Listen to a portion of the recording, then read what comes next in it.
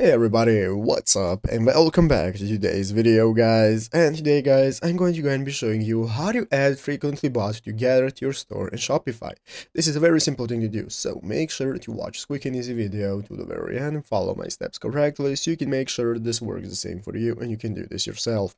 But yeah guys, let's get straight into it. So the first thing you want to do is to go ahead and open up the official Shopify website right here at shopify.com if you've not already, and after opening it up successfully, you'll be greeted by this main page right here, where in the upper right corner you can go ahead and start logging into your account, and after logging in successfully, you'll be greeted by this home page where at the left side of the screen you can find all the sections you can access, such as home, orders, products, and so on.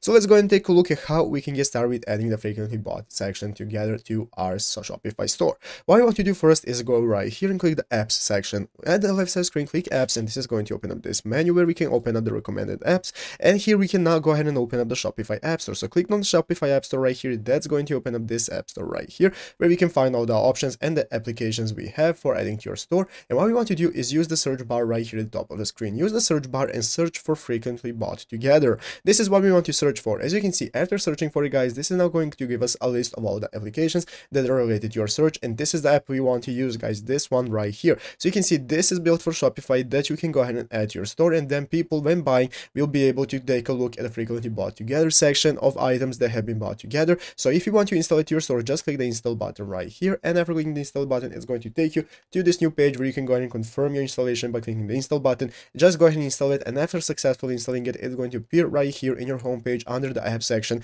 You'll be able to open it up, access it, and so on. But yeah guys, basically that is how to do it. So I hope this video was helpful. If it was, make sure to leave a like and subscribe to the channel. So guys, thanks for watching, take care, and bye.